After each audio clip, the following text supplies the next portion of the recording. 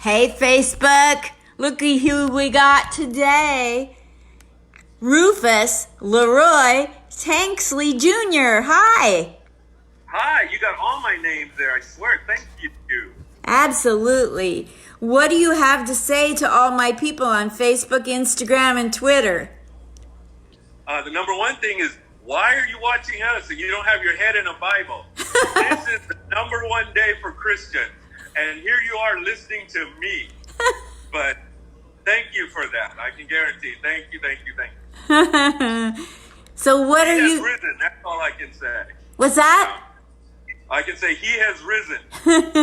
So, I understand. I don't take the Lord's name in vain, but Jesus died 2 days ago, and I've died on stage many times. So we have a lot of things. We have a lot of things in common. Yes. How have you been? Well, I've been trying to stay safe and sane, and literally, the thing that is keeping me sane right now is getting comics to tell me all about their passion for comedy and for life. Oh, okay. Well, I want to help you. So, yes. Ask away. So, tell us about what in the world were you thinking when when I looked at your bio, you have put your life on the line so many different ways in your life. So, tell us about some of the times that you've been a hero before you got to the comedy stage. That reminds me of a guy who runs up to me and he goes, Officer, I just stopped a robbery. And I go, what? How'd you do that? He goes, I changed my mind. That's probably about the same way as me. I changed my mind about doing other things, and I decided to go ahead and become a police officer. To be totally honest, I was a school teacher first. And during that time, I started doing some comedy because I have a broadcast journalism degree, but I have a minor in comedy. And I've always been funny because I never was a good-looking guy, but I had good-looking friends. And the only way I could stand out was have a great personality and have some wits about me. So I was always the witty dude. And I got my degree and I started teaching. I won some comedy contests to the point that I actually had an agent that got me a gig to open with the Miami Sound Machine. This is like 1984, 85, but I was still a teacher. So I had to actually lie to my boss and tell him that somebody in the family had passed away so that I could fly to California and be the opening act for Gloria Estefan. What? And when I got back, my kids, my beautiful students had written a letter or had a card that was, dear sir, so sorry about your aunt and all this. I felt so guilty. I had to decide if I want to be, a comedian or a teacher, because I wasn't doing both. And I decided I was going to come to California and become a comedian. And so I gave up my job, but my bills didn't stop. And I was always told it took 11 years to become an overnight success. I didn't have 11 years. So I needed a job to pay for some bills. And I became a cop because of some other things that happened in my life. And my dad was a cop in the Air Force. So I had been around police officers before. Yeah. Thank you. Is he still around?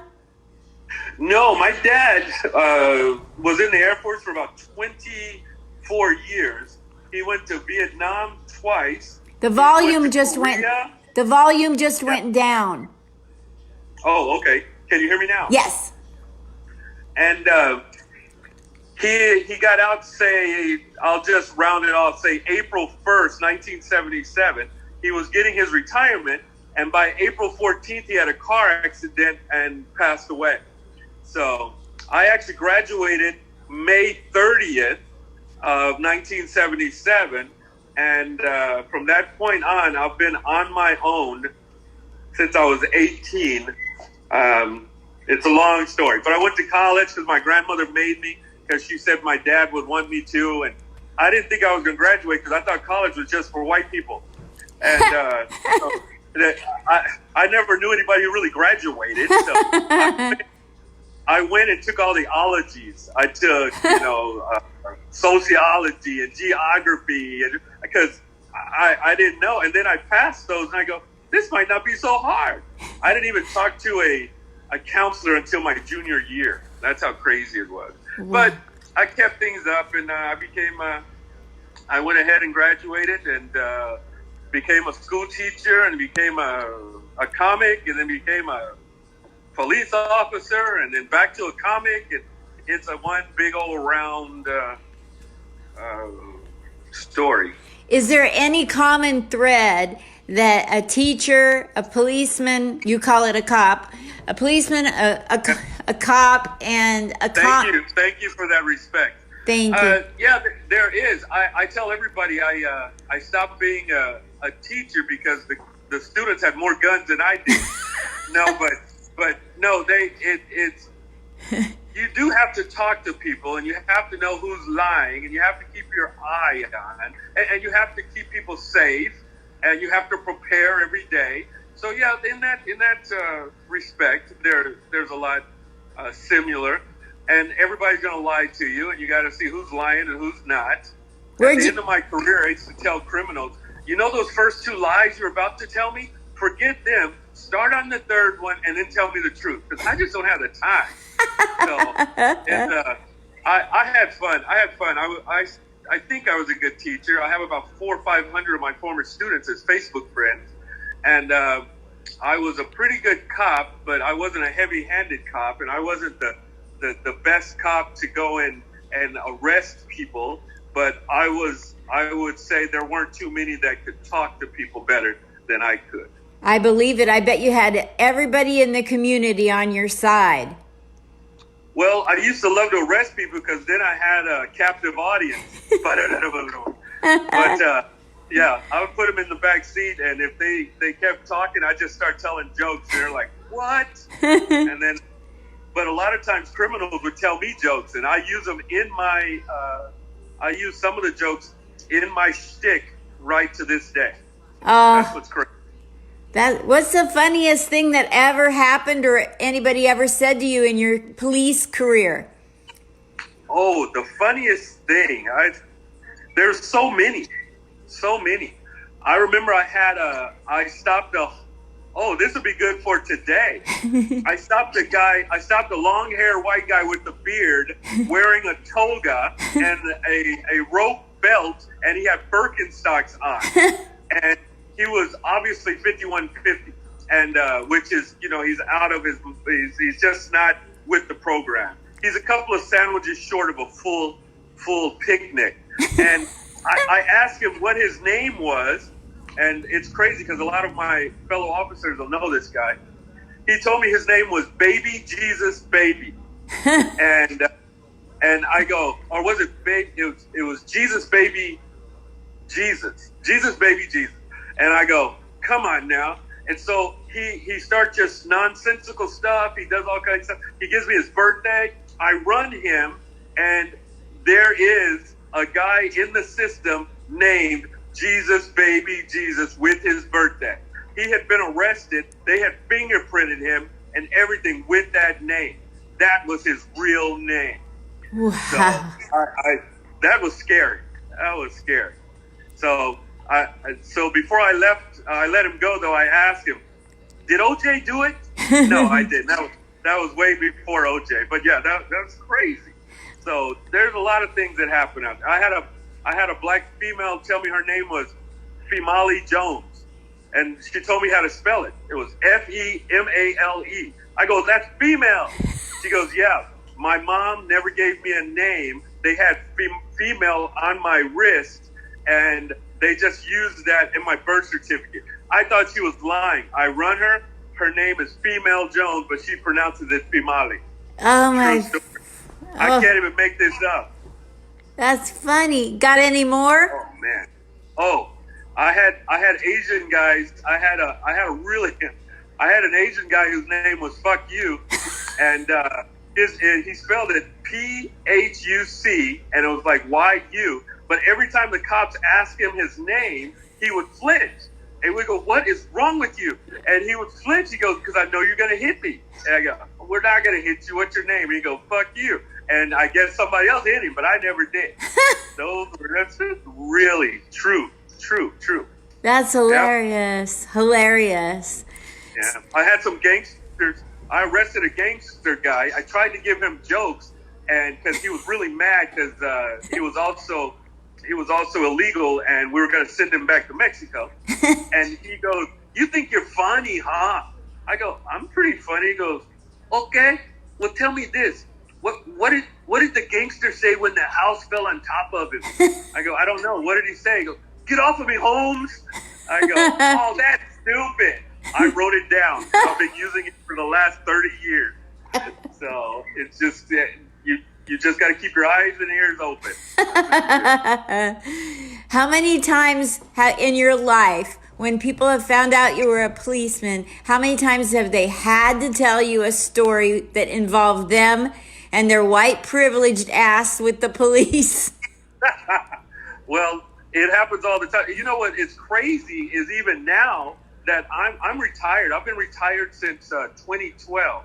I will still have people come and ask me questions regarding police and tell me something that's happened with them before. But you're right. It's all different. Like, I'll have some of my white friends go, and that cop stopped me, and he knew that I was going just 10 miles over. He should not have stopped me. You know how many black people would be happy if they got stopped for only that? I got black friends go, "The cop stopped me, man," and he walked into the car, and I stuck my hands out the window, and I said, "Yes, sir." And he said, I told him, "I'm not going to give my ID. He better come and get it." I put my fingers together. He asked me what my name was. I gave him the manifest of the slave ship that my family came over on. I did everything. So, you know, it's two different sides to a story. So. Oh my God, you are hilarious. What's the funniest thing you saw in your teaching years? Oh, my teaching years.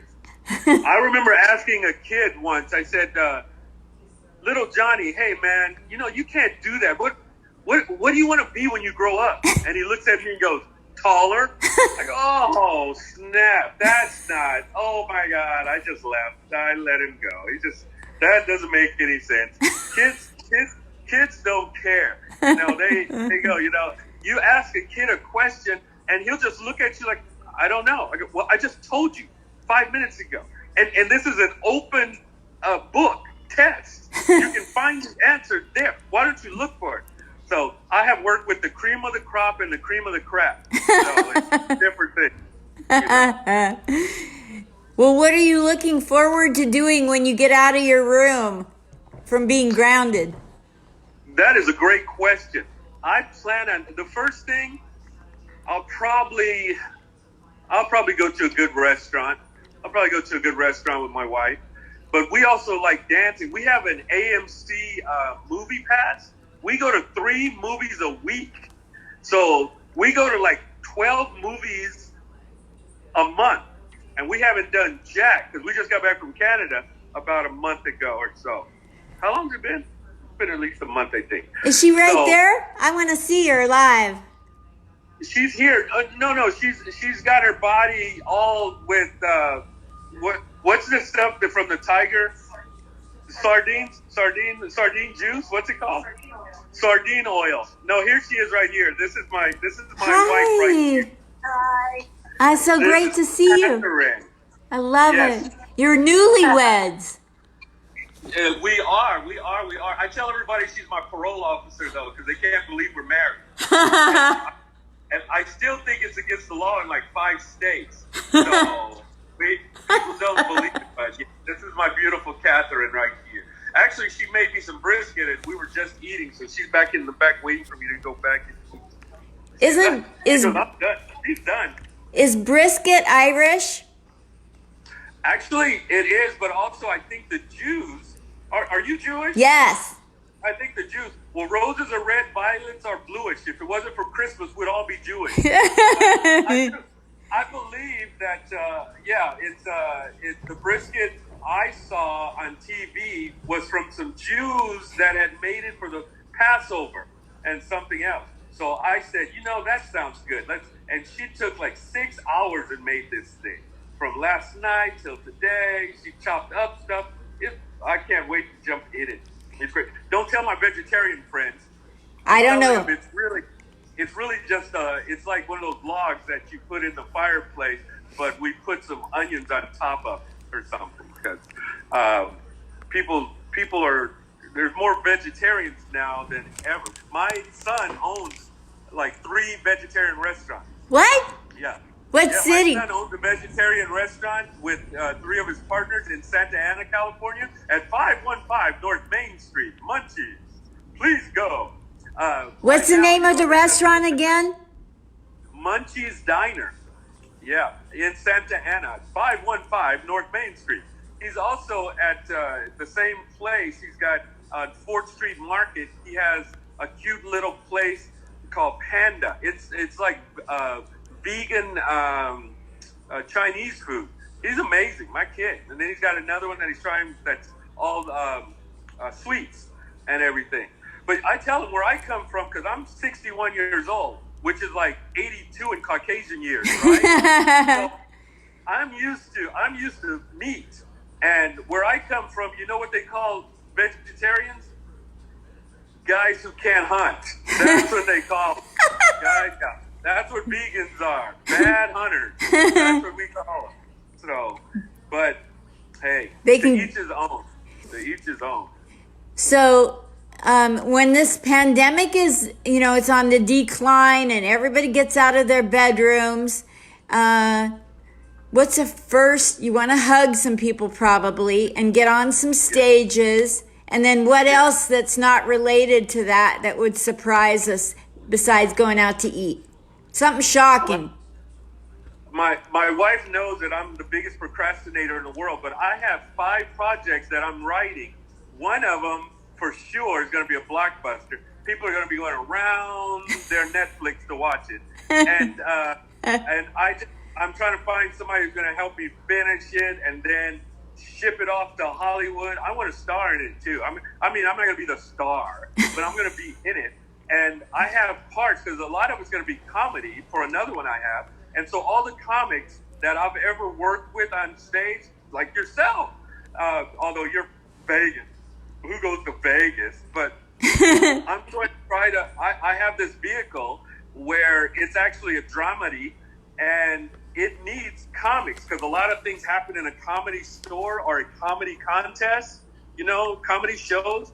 And I want regular comics that nobody knows, who just goes on stage and kills it. And then what happens is there's actually somebody else going to be killed for real in the thing. But that's another story. Wow. I got all kinds of stuff going on. So, like, even this pandemic, I should never be bored, because I got so much stuff to do. But I just feel like I got cabin fever. Honey, go ahead and let in my little dog. What kind of dog do you have? I have a pit bull, 100-pounder, and I have a little brown bitch, Daisy, who's a little everything. Come here, big head. Come and say hi to everybody. What are you doing? Did you go eat? Oh my gosh. Hi, big head boy. So now they're gonna go try to get something to eat. But yeah, they'll probably not be around. No, don't get on the white carpet. Go. So yeah. Are you a dog person? I am. I just put in for a dog with Pups for Patriots. From people with brain injury and PTSD can get dogs, and I qualify. Well, they should be able to, because I've heard parolees with pit bulls, so you should be able to get anything you want. I hear there's some room in Oklahoma if you want a tiger. I hear there's a lot of room over there too. You're crazy. Well, you've been so nice. Now you're a headliner. Yes. So most of the time. So that means that the shutdown has affected you financially. Well, actually, because like you, I retired. How many years were you in? How many years did you do in the service? I was in the military 3 years, but I have a pension because, it's not a pension. It's like, because I'm disabled, I get veterans 100%. 100%. Wonderful. Just tell everybody it's a pension. They don't know the difference. I do have a pension, so I don't have a problem because, the Eagle every month. You know how they say that. The Eagle's going to come to my mailbox every month. I'm going to get paid. I feel bad for some of my fellow comedians, some of them who actually think they're funny, but aren't working right now because of this darn pandemic. But comics, this is the worst. I've seen a lot of work on the internet that it's just harder to get paid, and but you don't have to worry about hecklers. That's one good thing, or somebody throwing up on stage. Yeah. But we have to have an outlet. Comedy, you're either funny or you're not. You got to be. I saw you in Washington, I think, just talking to people on the street. You have to have it in you or not. You just can't turn it on and off. It's kind of hard to do that. But financially, I'm good. I mean, I could do for some more. If Trump sends me some money, I might even vote Republican. Don't get me wrong. But I actually get too much money, so I won't be able to partake in that. But I feel bad for other comics, and if I could, I would donate my time. I don't know about my money, but I'd donate my time to help other comics during this lean time, because I don't think you can go to the government and go, you know what, I need an extra $1,200 because I didn't get to work over at Victor Vega's Speakeasy last weekend. I don't think they're going to do that for us. So yeah, there definitely needs to be some money out there for comics who actually have to pay their bills by being funny. Yes. Have you been invited onto any of the Zoom comedy shows where people get on them? Yeah, I did the first one for a friend of mine, like Victor Vega. I didn't even know what to do, but it was so funny because I was loud. I was in my spare room. I'm just, I got my house shoes on, and then we're just riffing back and forth, and I felt great. But you don't get the audience. That's just crazy, You don't know if you're good, if you're bad, if you're ugly, which can be good and bad and ugly. So, I just assume I'm killing. Hey.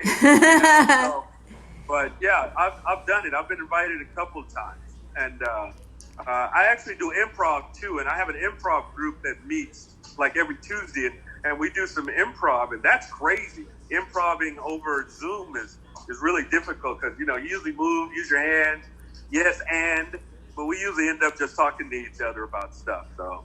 Oh, that's cool. Big head. Hi, baby. Yeah. Now, he just wants to know when am I going to give him his treat. I should have said that out loud. Where can people follow you on the internet, Rufus? Oh yeah, I have a cute little internet. I got a lot of things that I do on the internet from Rufus Tanksley on Facebook. It has all the stuff I've done when I act. Because I've been in several shows and I'm an extra in a lot of things, and I usually put my what I've been in on that. So say hi, say bye. Anybody want a big 100-pound dog? Somewhere. This is like my kid here. Wow. Right? He's beautiful. Yeah. He's something else, boy. No, I'm not going to give you any of the money that she gives me for this set either. You can't come back. Darn dog. And one of these days I want to do this, but I want to interview you. Okay. You have more of a story than most comics do.